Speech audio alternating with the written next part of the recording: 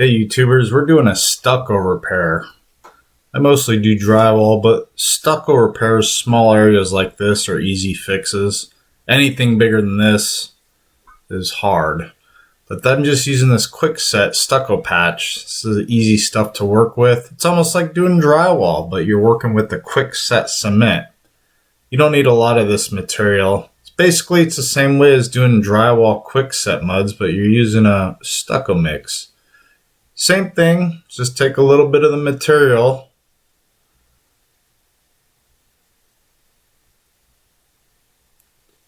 Get a couple scoops of the quick set material, and same thing, you just add a little bit of water and mix it up, kind of like you're working with quick set drywall mud. Always use fresh water. You don't need a lot of water, so you just want to mix it up. If you need to add more material, add more material. If you need more water, add a little more as you go. You want to mix it nice and thick. This is going to be a first coat. So right now I need to sprinkle in a little more. Just sprinkle it in. It's like I'm a baker mixing some dough, some bread dough.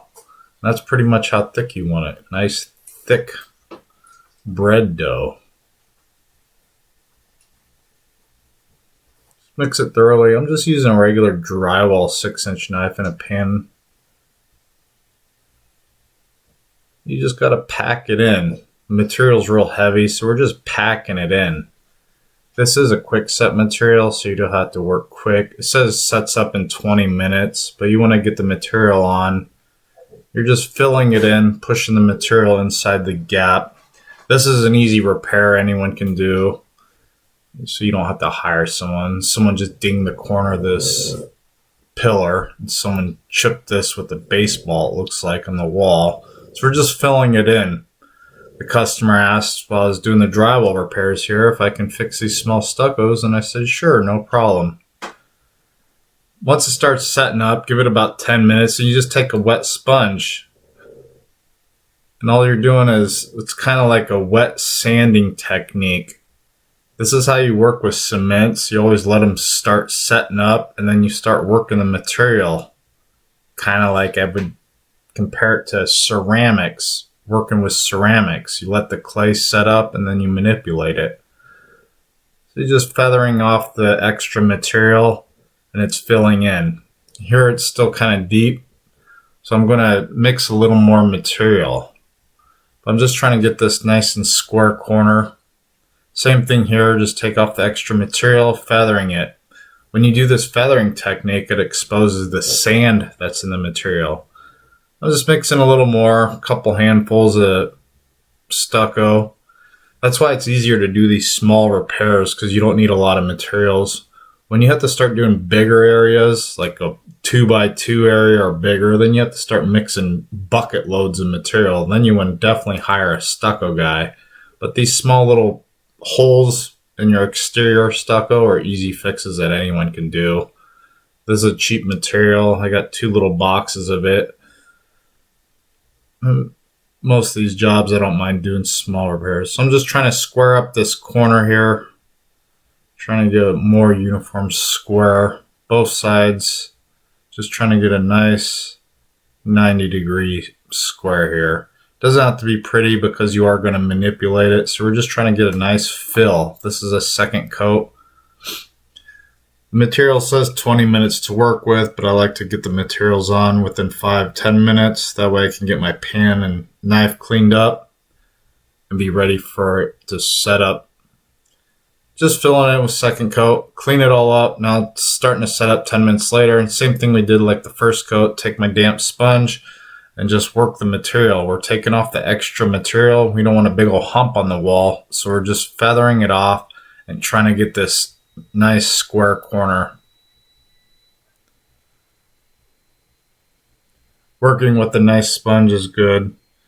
I do use these sponges and these tools for my drywall stuff, so once I'm done with the stucco, I will thoroughly wash out everything to get all the gritty sand out of my sponge and my water bucket. I don't want to mix it in with my drywall, because if you get this grit inside your drywall mud, it'll give you a lot of problems. So we always want to keep our tools clean in between stucco and drywall. Same thing here. You just got to work with it, work with it. It doesn't have to be perfect. It is just an easy fill-in. These are little jobs someone could do themselves, spend 10, 20 bucks on a little bit of materials, and you can try to do it yourself. Because you know, if you're going to hire someone, they're going to at least charge you $100 to $200 to do a simple patch that you can do yourself. Now I'm mixing up a little bit of texture. Most stuccos, if you don't think you can match the texture, at least get it filled in with the first and second coat. But then later on, if you have to hire someone to texture it, then texture it. Every texture has a different name. I guess you would compare this to a skip trowel texture like in drywall, but there are different names in the stucco world. I think they call it a Monterey texture or something like that. I am a drywaller by trade, so the only time I do stucco repairs are just small dings and dangs like this that I can handle because I'm working with this quick set material. I'm going to try to do a little bit of skip trowel. The corner is just the corner, so I'm just trying to fill in this corner and just put a little bit of skip on it. As you can see, the skip is nothing, so just skip, skip, skip. There really ain't nothing to it.